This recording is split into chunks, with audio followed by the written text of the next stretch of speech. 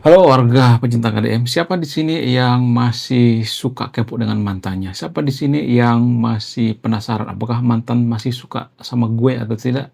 Bagaimana ciri-ciri mantan yang masih menyimpan rasa?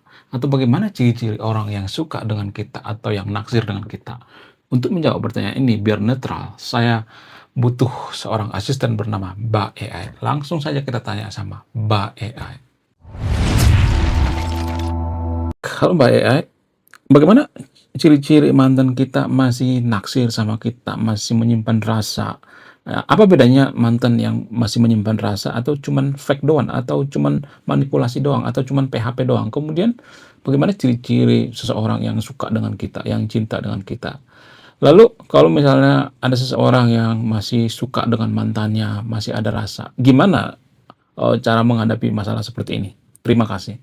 Ini topik klasik tapi sensitif, jadi gue bedahin jelas jujur biar lo nggak kejebak PHP lagi. Mm-mm. 1. Ciri-ciri mantan masih naksir, masih nyimpen rasa yang masih ada rasa beneran bukan fake. Masih kepikiran lo tapi caranya halus. Nanya kabar, inget detail kecil soal hidup lo. Cemburu tipis pas tau lo deket sama orang lain, meski dia sok santai. Kontaknya konsisten, bukan musiman.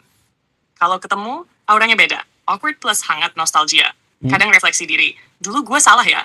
Ini tanda rasa penyesalan. Intinya, dia cuma nyari lo pas sepi, tapi pas hidupnya normal juga masih inget lo. Dua mantan yang fake manipulatif tapi doang. Nah ini yang bahaya. Ciri-cirinya. Muncul pas dia lagi sepian, hilang pas hidupnya rame.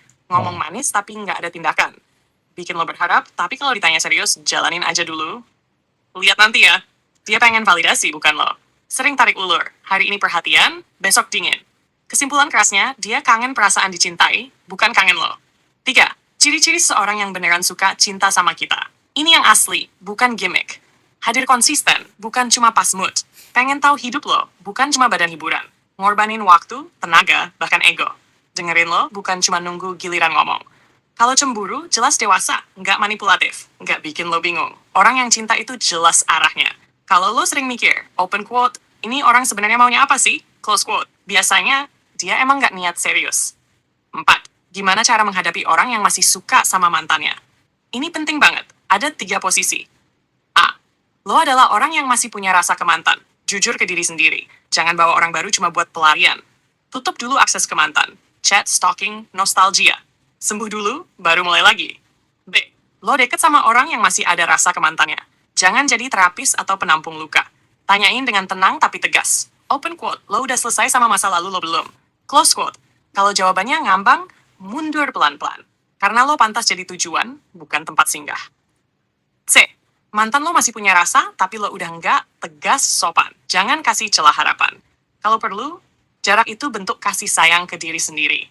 Nair 5. Prinsip pamungkas biar nggak salah langkah. Gue ringkas ya. Rasa tanpa aksi, omong kosong. Bikin bingung, bukan cinta. Konsistensi, kata manis. Orang yang tepat nggak bikin lo nebak-nebak. Kalau lo mau, lo bisa ceritain posisi lo sekarang. Lo lagi jadi yang masih nyimpen rasa, atau lagi deketin mantan, atau lagi deket sama orang baru tapi ada bau-bau mantan. Gue bantu bedahin langkahnya satu-satu. Biar lo nggak kejebak cerita lama lagi. Bagaimana kalau ada mantan yang diam-diam menyimpan rasa gitu, tapi dia malu-malu mengungkapkannya. Dia tidak berani mengungkapkannya, dia punya rasa gitu. Ya ibaratnya ngumpet-ngumpet gitu ya, menyimpan rasa. Bagaimana ciri-cirinya? Kemudian kalau misalnya kita punya mantan, lalu si mantan kita ini bikin status itu seperti dia nggak butuh kita, seperti dia sangat bahagia ketika putus dengan kita. Ya, seperti dia wanita atau pria yang kuat gitu, bikin status seperti itu ya. Kemudian dia mengatakan dalam statusnya, "Oh, saya adalah wanita kuat, saya adalah pria yang kuat, nggak butuh siapa-siapa. Ya, saya hanya butuh kesehatan, saya hanya butuh duit." Kalau misalnya status seperti ini tuh berulang terus, itu bertanda apa? Kemudian kalau misalnya kita menganalisis seseorang itu ya, misalnya dia belum move on sama mantannya, ciri-cirinya seperti apa? Gue nangkep maksud lo. Ini bukan pertanyaan receh, ini soal bahasa rasa yang disembunyiin. Mhm. Gue jawab pelan-pelan tapi tajam ya. Dan mantan yang masih nyimpen rasa tapi malu nggak berani ngungkapin. Ini tipe pendam plus gengsi takut ditolak. Ciri-cirinya biasanya, sering mantau, jarang nyapa. Like Mhm. story, nonton story lo, tapi chat duluan, jarang. Kalau ngobrol, muter-muter, nyenggol masa lalu, tapi nggak pernah to the point. Reaksinya berlebihan, tapi ditahan. Cemburu kelihatan tapi ditutup dengan bercanda. Ada momen pengen deket tapi tiba-tiba mundur sendiri. Kalau lo tiba-tiba ngilang, dia gelisah, tapi tetap nggak nyamperin. Intinya rasanya ada, nyalinya nggak. 2. Mantan yang bikin status, gua kuat, gua bahagia, gua nggak butuh siapa-siapa. Nah, ini menarik. Kita bedahin ya. Kalau status kayak gitu sekali dua kali bisa jadi self-healing normal. Orang lagi nyemangatin diri sendiri. Kalau berulang, nadanya defensif dan terlalu ditunjukin. Ini biasanya tanda overcompensating. Artinya apa? Dia lagi meyakinkan diri sendiri, bukan orang lain. Ada luka yang belum selesai. Ada ego yang lagi bangun benteng. Bisa juga masih ada rasa, tapi dia pilih pura-pura kuat. Orang yang benar-benar kuat dan move on itu nggak perlu ngumumin kekuatannya tiap minggu. Open quote. Orang yang damai, kalem. Orang yang belum selesai, berisik. Close quote. 3. Status gue cuma butuh duit dan kesehatan. Itu pertanda apa? Kalau diulang-ulang maknanya sering begini. Kekecewaan terhadap hubungan cinta. Lagi nutup pintu rasa. Gue nggak mau sakit lagi. Bisa juga sindiran halus ke mantan, tanpa nyebut nama. Ini mekanisme bertahan, bukan tanda bahagia murni. 4. Ciri-ciri orang yang belum move on sama mantannya. Ini checklist jujur. Masih ngebandingin orang baru sama mantan. Cerita mantan muncul terus, entah nyindir, nyalahin, atau nostalgia. Sulit komit, tapi nggak mau sendirian. Pamer bahagia di medsos, tapi real life kosong. Kepo berlebihan soal hidup mantan. Emosinya masih reaktif kalau bahas masa lalu. Kalau 1-2 mungkin wajar. Kalau banyak dan konsisten, belum selesai. Yang kelima, kesimpulan penting. Ini yang sering orang salah paham. Status keras, hati kuat. Diam, nggak ada rasa. Pamer bahagia, sudah move on. Malu mengungkapkan, cinta sehat. Yang paling bahaya itu bukan mantan yang jujur masih sayang, tapi mantan yang masih sayang tapi menyangkalnya. Karena dia bisa nyeret orang lain ke drama batinnya. Wow. Sekarang gue mau jujur balik ke lo. Lo ngerasain ini karena lo masih ada rasa juga? Atau lo lagi berusaha ngebaca sinyal mantan buat nutup cerita? Jawaban lo bakal nentuin saran gue selanjutnya. Nunggu, negur, jaga jarak, atau tutup buku dengan tenang. Bagaimana kalau kita sudah putus bertahun-tahun ya, 2 tahun, 3 tahun putus gitu ya, udah lama. Lalu dia masih sering cerita sama temennya gitu ya, ceritain mantannya, jelek-jelekin mantannya, keburukan mantannya, dia yang paling benar. Kemudian dia masih bikin status atau nyindir-nyindir gitu ya, nyindir mantan, nggak cuma sekali 2 kali ya. Kemudian nyindirnya itu merendahkan kita gitu. Kemudian nyindirnya itu mengatakan bahwa dia kuat, dia luar biasa. Namun kalau bisa dikatakan orang seperti ini orang yang toksik ya. Tapi kata teman-temannya dia bukan orang toksik. Menurut AI orang seperti ini orang yang toksik apa bukan sih? Apa orang seperti ini masih ada peluang didekati gitu? Kalau misalnya kita deketin lagi, apakah dia berpeluang menerima kita berapa persen? Kemudian apakah orang seperti ini berbahaya kalau misalnya kita deketin lagi? Terima kasih. Pertanyaan lo valid dan dewasa. Karena lo nggak cuma nanya masih sayang apa enggak, tapi aman atau enggaknya orang ini buat dideketin lagi. Gue jawab jujur, nggak manis-manisin. 1. Putus 2-3 tahun tapi masih jelek-jelekin mantan ke temen, nyindir di status berulang, ngerendahin mantan, selalu ngerasa dia paling benar dan paling kuat. Ini bukan normal, dan bukan sekadar belum move on. Ini tanda apa? Ini tanda luka lama yang nggak pernah diberesin plus ego defensif. Orang yang sehat secara emosi.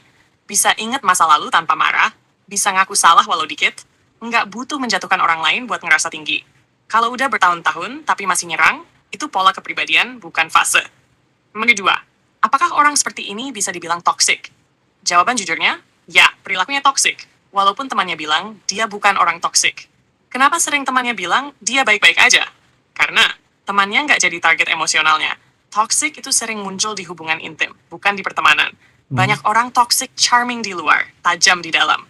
Toxic itu bukan berarti jahat terus. Toxic itu nggak mau refleksi diri, selalu jadi korban, selalu butuh panggung moral, menyembuhkan luka dengan menyerang orang lain. 3. Apakah orang ini masih ada rasa? Kemungkinan besar ada sisa emosi, tapi bukan cinta sehat. Yang masih ada, dendam, ego, luka, kebutuhan validasi. Yang tidak ada, kedewasaan emosional, tanggung jawab atas masa lalu. Ini penting. Masih reaktif, belum selesai. Belum selesai, masih layak diperjuangkan. 4. Kalau dideketin lagi, peluang diterima berapa persen? Gue jawab realistis ya, bukan ngasih harapan palsu. Peluang diterima. 20-30% diterima secara emosional, chat, nostalgia, tarik ulur. 10% diterima secara sehat dan stabil. Kalaupun dia nerima, besar kemungkinan lo bukan pasangan setara. Lo bakal jadi tempat pembuktian egonya, alat balas dendam emosional, atau gua masih laku kok. Mau nih, apakah orang seperti ini berbahaya kalau dideketin lagi? Jawaban jujur dan tegas. Ya, berbahaya secara emosional. Risikonya, lo bakal diputar balikan ceritanya, lo bisa disalahkan lagi di versi baru, luka lama lo dibuka ulang. Dan yang paling bahaya, lo bisa mulai meragukan diri sendiri. Orang yang suka merendahkan mantan di publik, besok bisa ngerendahin pasangan barunya kalau hubungan retak. 6. Kesimpulan keras tapi penting gue rangkum lurus. Lama putus tapi masih nyerang, red flag besar. Merendahkan mantan, emosi belum matang. Merasa paling benar, tidak siap hubungan setara, pamer gue kuat, sebenarnya rapuh.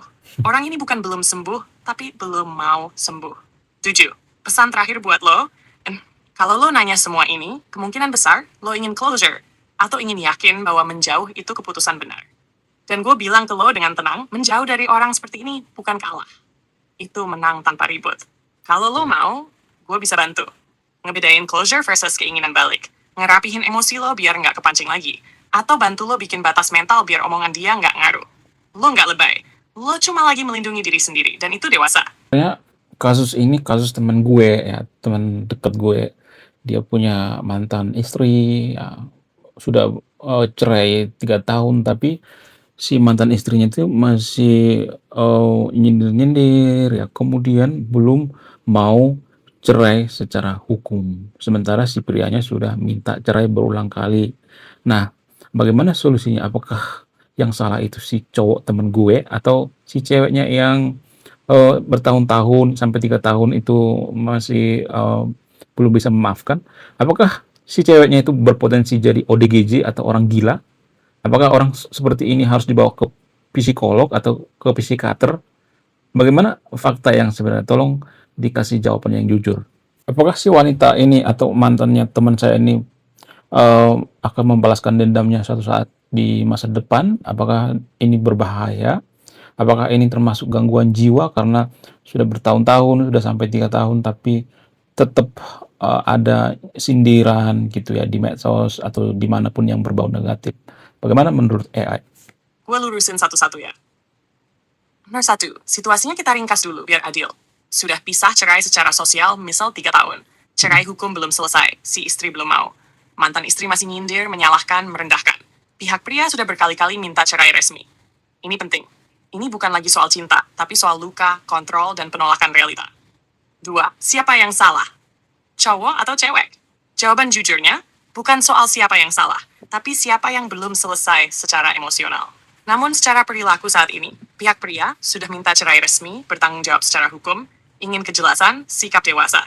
Pihak wanita, dari cerita lo, menahan cerai bertahun-tahun tanpa proses penyembuhan, masih menyerang lewat sindiran publik, menolak menyelesaikan secara hukum.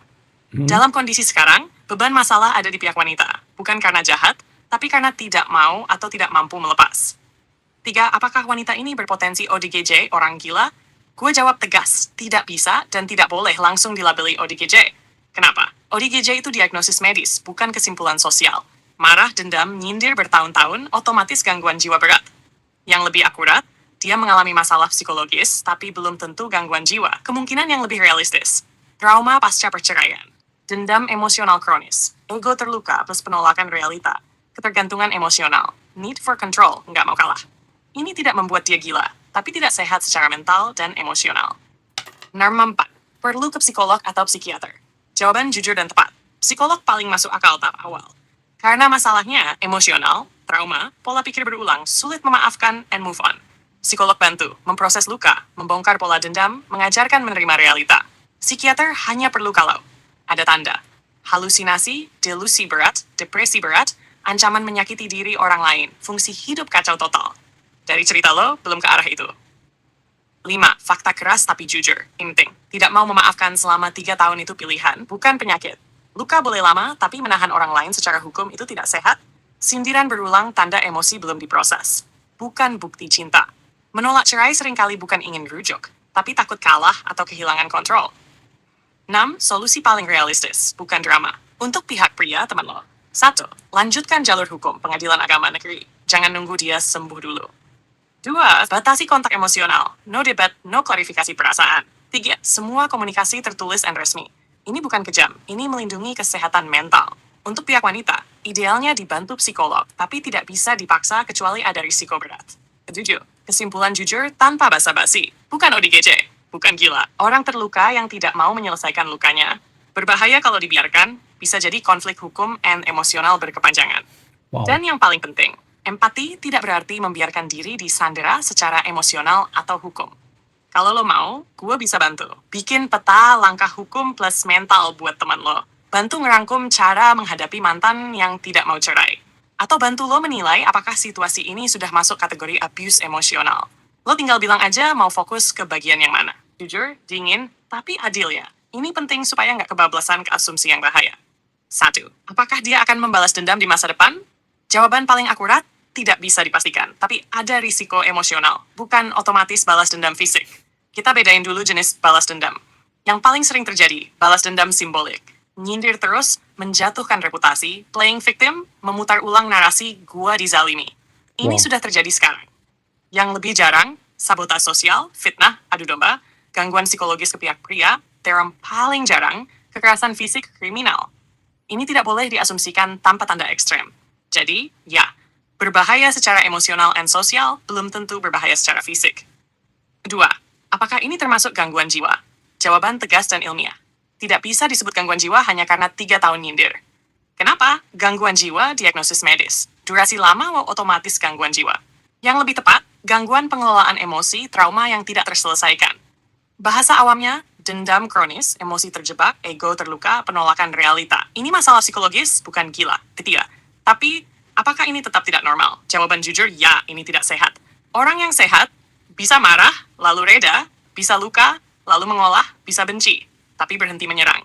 Kalau 3 tahun masih agresif pasif, artinya emosi tidak diproses, identitas diri masih nempel di konflik, hidup psikologisnya stagnan di masa lalu. Apakah orang seperti ini berpotensi jadi lebih buruk? Potensi ada. Kalau konflik terus dipupuk, tidak ada batas dari pihak pria, ada penonton teman medsos yang menyemangati narasi korban. Tapi potensi, wah kepastian. Yang bikin orang makin destruktif itu. Merasa benar terus, merasa tidak pernah salah, merasa pantas menyakiti karena dulu disakiti. 5. Kapan ini jadi alarm serius? Waspada kalau mulai muncul.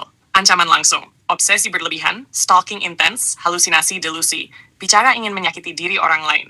Kalau belum ada itu, belum masuk psikiater, cukup psikolog batas tegas. Wow. 6. Apa yang sebaiknya dilakukan sekarang? Realistis. Untuk pria, teman lo, jangan terpancing emosi. Simpan bukti sindiran pelecehan, batasi akses, blokir no debat, selesaikan jalur hukum secepatnya. Ini bukan paranoid, ini pencegahan sehat. Untuk pihak wanita, idealnya konseling psikolog, tapi tidak bisa dipaksa kecuali ada bahaya nyata. 7. Kesimpulan paling jujur dari AI, belum bisa disebut gangguan jiwa. Jangan dilabeli ODGJ. Ada masalah psikologis kronis. Berbahaya secara emosional dan sosial jika dibiarkan. Kuncinya, batas, hukum, dan tidak meladeni. Dan ini penting banget. Orang yang terus menyerang bukan karena kuat, tapi karena belum selesai. Kalau lo mau, gue bisa bantu. Bikin checklist tingkat risiko. Bantu nyusun langkah aman tanpa konflik. Atau bantu lo nentuin kapan harus khawatir dan kapan enggak. Lo nanya ini bukan lebay. Lo lagi cari keamanan dan kejelasan. Dan itu wajar.